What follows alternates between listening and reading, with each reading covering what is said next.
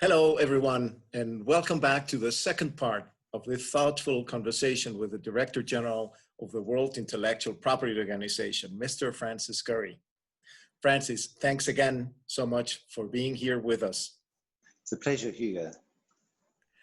Francis, last time we covered a great deal in discussing your achievements during your tenure in WIPO, speaking mostly about the past. Today, I propose that we focus on the future. And for that, I have a couple of questions for you, if it's okay with you that we start. Of course. And let me pick the conversation up where we left it last time. I remember we have talked about on several occasions, and we did last time as well, about the importance of international cooperation and the fact that this critical concept was being challenged even before this crisis. What do you think of the role of multilateralism to help overcome the pandemic? Well, look, I think that there have been varied degrees of successes. I think, look, specifically on the pandemic, we've seen that there have been some failures and there have been some successes. What I think it demonstrates is that the old model of having a single international institution with an exclusive mandate and monopoly over an area has finished. The world's too complex for that. So if you look at what might constitute international cooperation in relation to the pandemic, it's a very complex web of relationships involving, of course, the World Health Organization and other international organizations, the UN, but involving many private sector actors, many public-private partnerships. You know, you have the CEPI, Center for Epidemic Preparedness Innovations, you have Gavi, the Vaccine Alliance, you have Médecins Sans Frontières, you have many, many players. And so I think that's the first thing about multilateralism, is that its nature is changing. But you're right that there are two questions really here, I think. One is, what's the appropriate model for the world? And the second question is the whole idea of international cooperation. So on the, I suppose I should reverse them. So one of the worrying things at the moment is, of course, that it's not just the particular form or expression of international cooperation in the current multilateral architecture that is under criticism, but the whole idea of cooperating. You know, the various first movements around the world are saying, really, we'll do it our way, and look, you just keep away.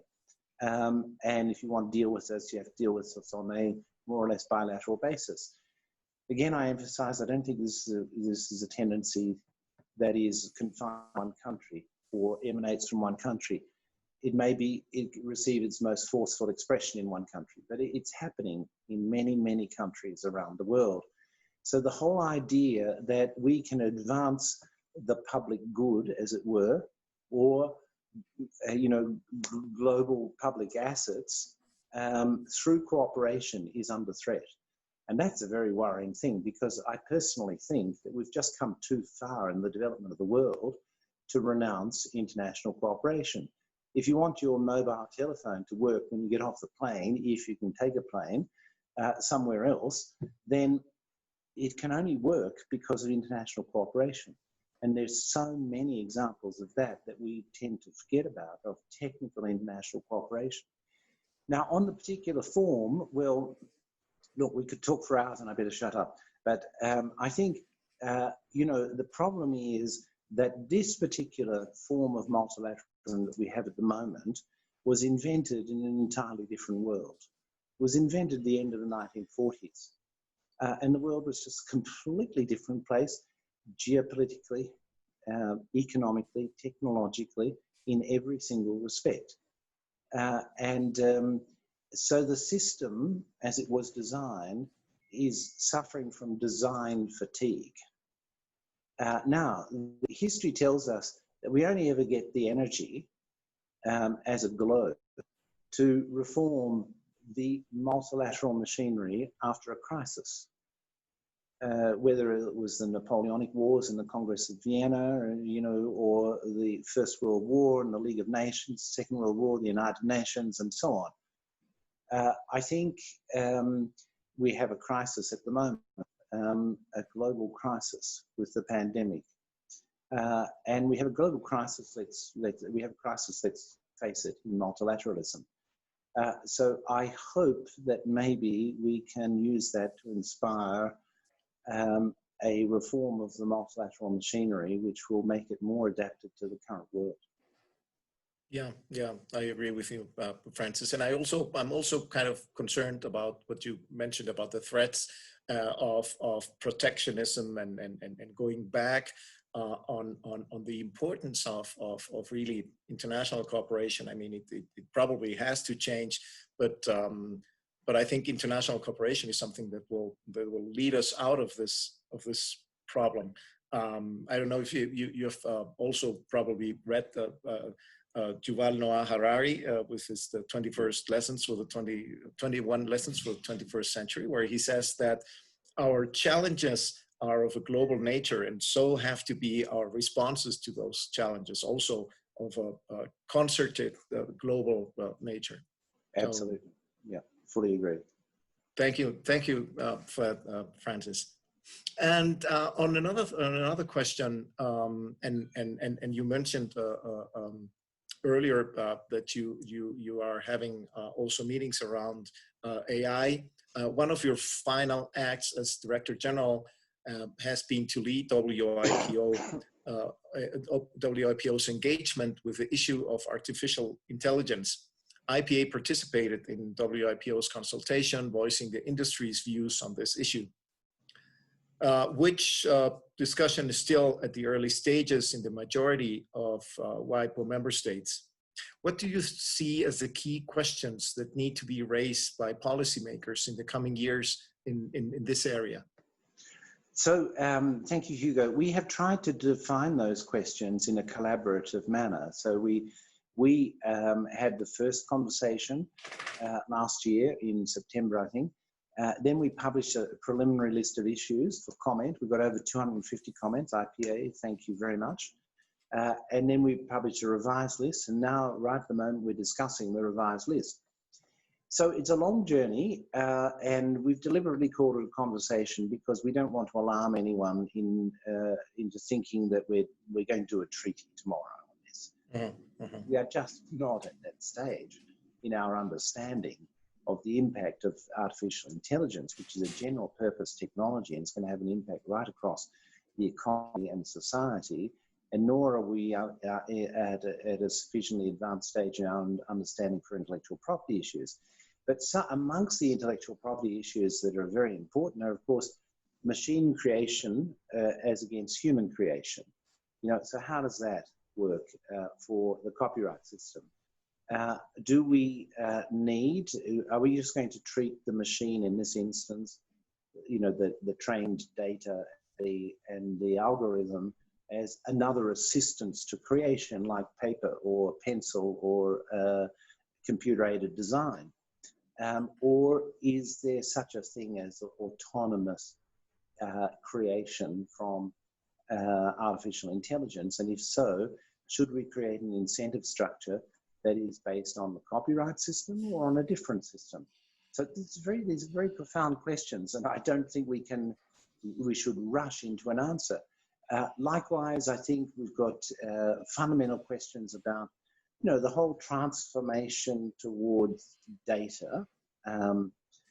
What does that mean in terms of creative works? And what data qualifies creative works? I think many data qualify in the classical intellectual property system, but is there a need for a broader form of protection for data? Well, they tried it with the database directive, so we have to be very careful. It didn't really work very well, but I think the Europeans are rethinking this in the new context. So that's a huge question. Then there's the whole question of the integrity of data. The deep fake technology that is developed enables actors' performances to be re-pieced together, so you get a video. We've all seen the video of President Obama giving a speech which he never made through deep fake technology. Well, they can make films with actors on, performing with performances they've never made. What are the rights and permissions that should be involved here, and who owns whatever comes out in any case? So we're really faced with a set of very fundamental challenges. And of course, it's a dilemma here, and depends on your particular political economy, where you line up on the regulatory spectrum. Some people want to regulate everything that moves, and others say, no, there's a market there, and let's leave it to do its work. So it depends a bit on the approach you take, but we do live under a system in which you can normally, in most countries, you can do anything except that which is illegal. To be illegal. Now, with a new technology, there's no law.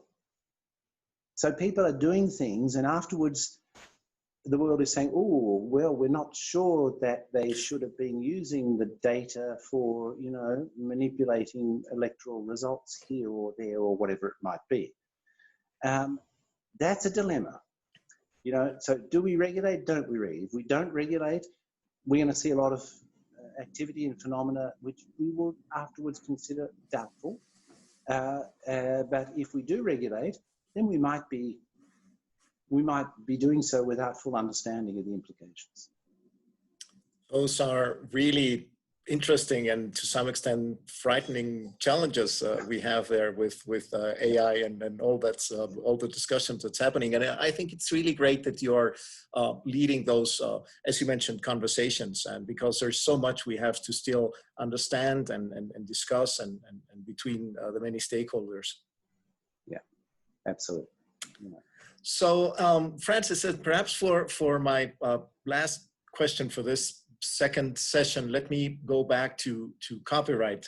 On World Intellectual Property Day, IPA issued a statement on copyright, which demonstrates the value of WIPO's administered treaties for our industry. And I quote what we said at that time: "In these unprecedented times, IPA notes that the copyright framework is critically important and inherently innovative. This is a time when we need authors, publishers, and a strong legal framework more than ever." End of quote. In that sense, what do you think will be the role of copyright in the economic recovery from the post-pandemic global recession? And perhaps further down the road, what future do you see for copyright? Yeah, so I think, Hugo, look, I'm 100% on board on your statement on World Intellectual Property Day. Absolutely hits the nail on the head, I think. Well, look, it's the basic business model or economic model for returning value to creators and their business associates. And it has been for quite some time, many centuries. I don't see that it's replaced by something like advertising. You see, a lot of people would say, oh, but advertising, it's, if you look at some of the distribution platforms, they're using advertising to generate not copyright. Well, I don't think that's quite true, because an advertiser is not going to pay anyone money for something that is in the public domain, or for advertising in respect to something that's in the public domain. They usually, in order to be able to attract the advertising, you've got something that you're selling, and that is access to these works. So even advertising depends on copyright in a certain sense to decide between who they're going to have to pay or not pay to do their advertising. So I think it's a tried and true institution. It's, of course, always under stress, but I think that's normal because it's a balancing institution. It's an institution that's trying to find the right balance between the authors, the business associates, the publishers, the recording companies for music, the film production companies, the broadcasters, and then the consumers and all the distributors that are in there as well, libraries and so forth. And so it's always going to be slightly controversial, or at least there'll be tensions. The job, I think, of intellectual property is to get the right balance between all those things so that the value distribution is one across the whole value chain. So I see it's an indispensable model that I don't see any replacement out there for it. And I really don't see any replacement is out there. What I think we have, one of our major tasks is to be able to simplify the dizzying complexity of the copyright system. So it's become very complex now, partly because of the movement of creative works around the world, and we're dealing with territorially based copyright systems, laws, and institutions, and that produces a certain amount of complexity for users. And I think this is something that we need to think about carefully. Now, the digital age gives us the possibility to be able to introduce more simplicity in that very complex system. I think we should all be working. And now I know the publishers have been working, you've been working for a long time on the various elements that you need for a smooth functioning digital production and distribution of published works, of works, publications. We have to get this into a form. I think that it's extremely important that you do this. I mean, I think if we take the example of music, basically the problems we had with music, where the music industry was in decline, was solved by a better business model. Yes, we had copyright. It was based on copyright. It is based on copyright, but you needed a better business model. So I think we all the time, and I know you do as publishers, have to think about what's the best business model. How can we make this most simple for the user? But the system itself, I think, is the bedrock of the whole creative industries. Absolutely, I fully agree with you, Francis, and I also think that I think I have to say, as a publisher, I'm proud that we, as publishers, I think, are very innovative in creating new business models. Absolutely. And for that to happen, we need this bedrock of this copyright framework for this to happen, and to protect the investments we make in generating those new business models. So yeah, I fully agree with you on that. Thank you, Francis. So, Francis, this has been really, and I think we could go on and on and talking, but we have to have an ending to this programs. This been a really fascinating conversation. Thank you so much for sharing your insights with us. For IPA and for me personally, it has always been a pleasure to collaborate with you. So let me take this opportunity to wish you all the best for your future endeavors. Thank you so much, Hugo. Look, for me, likewise, it has been really a privilege and a great pleasure to cooperate with you, with all of our friends at IPA. It's with Jose, with everyone else. It's always been a pleasure. So thank you, and thank you for your engagement in WIPO, because that's what makes the system work. Thank you, Francis. It was also a privilege and a pleasure for me. Thank you. Bye. Bye.